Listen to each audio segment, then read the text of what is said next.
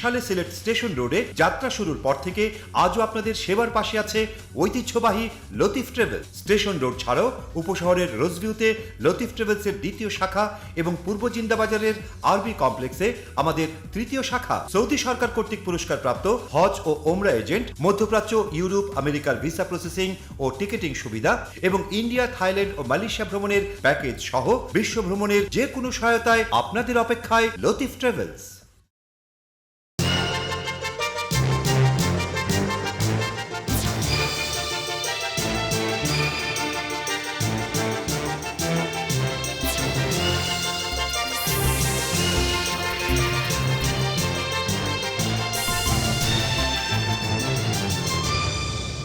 আসসালামু আলাইকুম। সিলেট স্টুডিও থেকে চ্যানেলে সিলেটের খবরে আপনাদের সকলকে আমন্ত্রণ জানাচ্ছি আমি প্রিয়াঙ্কা গুপ্তা।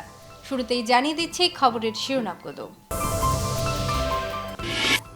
প্রবাসীরা যেন মিথ্যে মামলায় হয়রানির শিকার না হন সেটা নিশ্চিত এবং তাদের সকল সমস্যার সমাধানে সরকার আন্তরিক। সিলেটে সেমিনারে জানালেন পুলিশের আইজি একেএম শহীদুল ইসলাম। সিলেট মদনমোহন কলেজে ছাত্রলীগের দুই গ্রুপের মধ্যে পাল্টাপাল্টি হামলায় ও ছুরিকাঘাতের ঘটনায় ৩ জন আহত।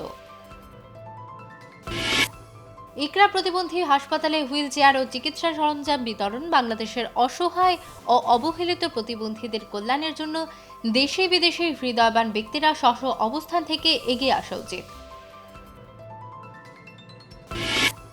এবং হবিগঞ্জে বর্ণাঢ্য আয়োজনে এমপি আবু জাহির দ্বৈত ব্যাডমিন্টন প্রতিযোগিতার ফাইনাল সম্পন্ন। শুনছিলেন শিরোনাম, এবারে বিস্তারিত। পুলিশের আইজিপি একেএম শহীদুল ইসলাম জানিয়েছেন, দেশে প্রবাসী হেল্প ডেস্কের কার্যক্রম পুলিশ হেডকোয়ার্টার থেকে মনিটরিং করা হচ্ছে। প্রবাসীরা যেন মিথ্যে মামলায় হয়রানির শিকার না হন সেটা নিশ্চিতে এবং তাদের সকল সমস্যার সমাধান সরকার আন্তরিক। প্রবাসীদের অধিকার নিশ্চিত করার ক্ষেত্রে প্রশাসনের ভূমিকা শীর্ষক সেমিনার শেষে সাংবাদিকদের প্রশ্নের জবাবে এসব কথা বলেন পুলিশের আইজিপি। বিলাল আহমেদের ক্যামেরায় বিস্তারিত মুয়াজ্জেম সাজের রিপোর্টে।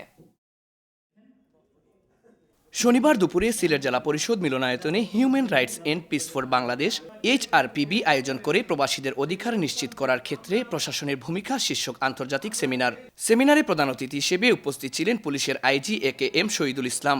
Human rights and peace for Bangladesh HRPB এর প্রেসিডেন্ট অ্যাডভোকেট মঞ্জিল মুর্শেদের সভাপতিত্বে ও তাজউদ্দিনের সঞ্চালনায় বক্তা হিসেবে উপস্থিত ছিলেন সিলেট জেলা দায়রা জজ মনির আহমেদ পাটোয়ারি, সিলেট মহানগর দায়রা জজ Akbar Hossain Mridha, public prosecutor advocate Misbauddin Ahmed Siraj, যুক্তরাজ্য Tower Hamlet councillor speaker M A Mukit, HRPB UK শাখার সহসভাপতি এলাইস মিয়া মতিন। অনুষ্ঠানে মূল প্রবন্ধ উপস্থাপন করেন HRPB যুক্তরাজ্য শাখার সভাপতি মোহাম্মদ রহমত আলী। প্রবাসী বক্তারা নিজেদের বক্তব্যে দেশের প্রতি ভালোবাসা প্রকাশের সাথে সাথে দেশে এসে তারা যে হয়রানির শিকার হন সে কথাও তুলে ধরেন সেমিনারে। আমাদের অনেক ছেলে মেয়েরা আজকে যুক্তরাজ্যে ওরা ডিফেন্সে চাকরি করতেছে, এরা হেলথ সার্ভিসে চাকরি করতেছে, এরা আইনজীবী। এরা যদি আমাদের দেশের ভবিষ্যৎ, এরা যদি কোনোদিন না আসে, এদের যদি আমরা বিমুখী করে দেই, তাহলে আমাদের অবস্থান কি হবে? আমি নিজেই ভুক্তভোগী। আমি নিজেই দেশে আসার পরে অনেক সময় আর মনে হয় না যে দেশে আবার আসার, কিন্তু এখানে আমার জন্ম, এখানে আমার মাতৃটান, এই দেশকে ভালোবাসি, এর জন্য আমি বারবার আসি। সেমিনার শেষে সাংবাদিকদের প্রশ্নের জবাবে পুলিশের আইজি একেএম শহীদুল ইসলাম বলেন, প্রবাসীদের সকল সমস্যা নিয়ে পুলিশ আন্তরিকতার সাথে কাজ করছে। আমরা প্রত্যেকটা জেলায় কিন্তু প্রবাসী হেল্প ডেস্ক করেছি। যদি প্রবাসীরা যদি কোনো সমস্যায় পড়ে, কারণ তারা কোনো হয়রানি হয় বা তারা কোনো সাহায্য চায়, যাতে ওই হেল্প ডেস্ক তড়িৎ গতিতে তাদের সমস্যাগুলো সমাধান করতে পারে, তাদের যেন আইনগত বা লিগ্যাল হেল্পটা দিতে পারে। সাম্প্রতিক সময়ে অপরাধের সাথে পুলিশ জড়িয়ে পড়ার ব্যাপারেও মন্তব্য করেন আইজিপি। তিনি বলেন, পুলিশ দেশের আইনের ঊর্ধ্বে নয়, সাধারণ মানুষের জন্য যে আইন প্রযোজ্য তাদের জন্যও সে আইন প্রয়োগ করা হবে। আর যেগুলির সাথে পুলিশের যদি বড় ধরনের কোনো ফৌজদারি ঘটনায় জড়িত থাকে তাদের মধ্যে ফৌজদারি মামলা নিয়ে নেব। তারা আইনের ঊর্ধ্বে নয়, তা আইনের মধ্যে তারা দেশের সাধারণ নাগরিকদের যে আইন তাদের জন্য প্রযোজ্য, তাদের জন্য একই আইন প্রযোজ্য। Muazzem Saju, channel S news, Sylhet. Sylhet Madanmohan কলেজে ছাত্রলীগের দুই গ্রুপের মধ্যে পাল্টাপাল্টি হামলায় ও ছুরিকাঘাতের ঘটনায় ৩ জন আহত হয়েছেন। এর মধ্যে 2 জনের অবস্থা গুরুতর। আহতদের ওসমানী মেডিকেল কলেজ হাসপাতালে ভর্তি করা হয়েছে। আটক করা হয়েছে হামলাকারীদের একজন জেলা ছাত্রলীগের সাংগঠনিক সম্পাদক সায়েম মাহমুদকে। তিনি নিজেও আহত। শনিবার দুপুরে মদনমোহন কলেজ ছাত্রলীগ নেতা সত্যজিৎকে কলেজ ক্যাম্পাসে ছুরিকাঘাত করে আহত করেন জেলা ছাত্রলীগের সাংগঠনিক সম্পাদক সায়েম মাহমুদ।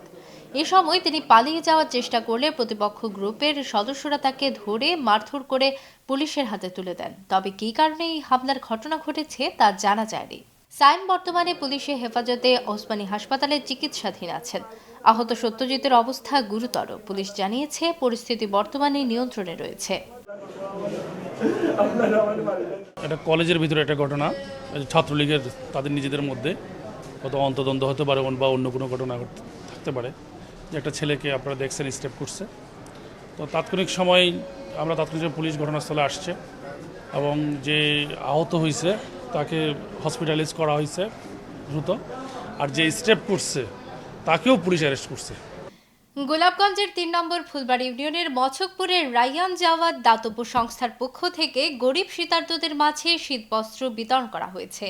শুক্রবার সকালে মছকপুরস্থ হেলিমিয়া সরকারি প্রাথমিক বিদ্যালয় প্রাঙ্গণে এই শীতবস্ত্র বিতরণ করা হয়।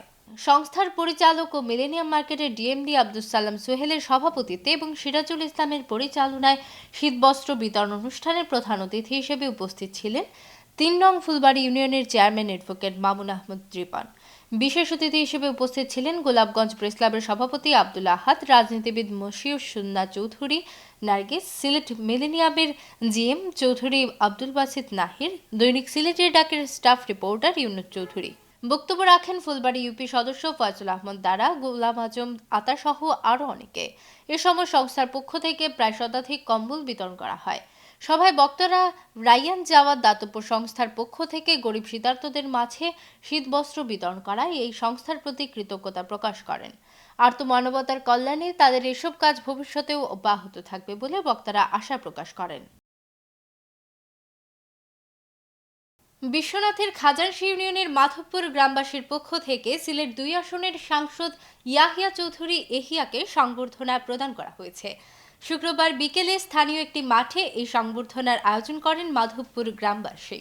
যুক্তরাজ্যের প্রবাসী বিশিষ্ট কমিউনিটি নেতা ও সমাজসেবক সানাম মিয়া আতিকের সভাপতিত্বে অনুষ্ঠানে বিশেষ অতিথির বক্তব্য রাখেন কেন্দ্রীয় জাতীয় পার্টির নেতা আনম ওয়াহিদ কনামিয়া, সিলেট জেলা যুবলীগ নেতা মতিউর রহমান মতি, সমাজসেবক উবাইদুল হক শাহিন, এমদাদুল হক সোহাগ ও সেজান আহমদ পরাগ। সংবর্ধিত অতিথির বক্তব্যে ইয়াহিয়া চৌধুরী বলেন, বিশ্বনাথের সামগ্রিক উন্নয়ন, সেই সাথে বিশ্বনাথকে একটি মডেল এলাকা হিসেবে গড়ে তোলার জন্য তার সর্বশক্তি নিয়োগ করবেন।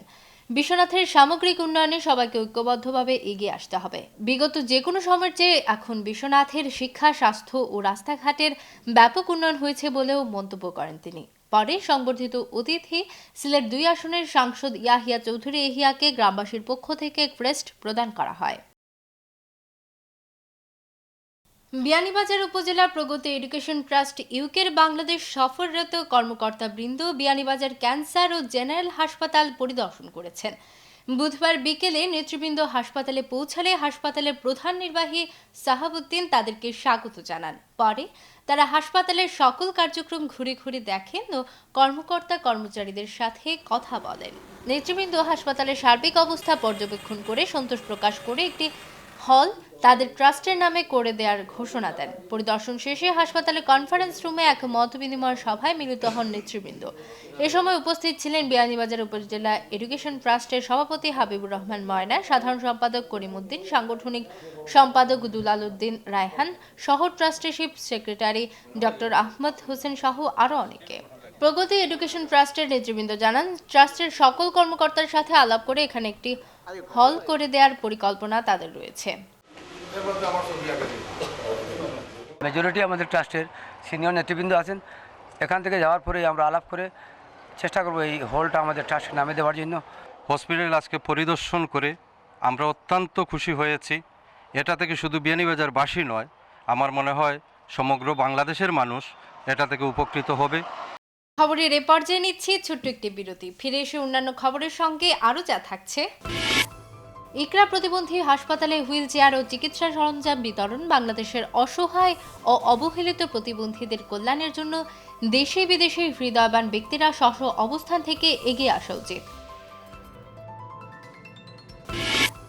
এবং হবিগঞ্জে বর্ণাঢ্য আয়োজনে এমপি আবু জাহির দ্বৈত ব্যাডমিন্টন প্রতিযোগিতার ফাইনাল সম্পন্ন।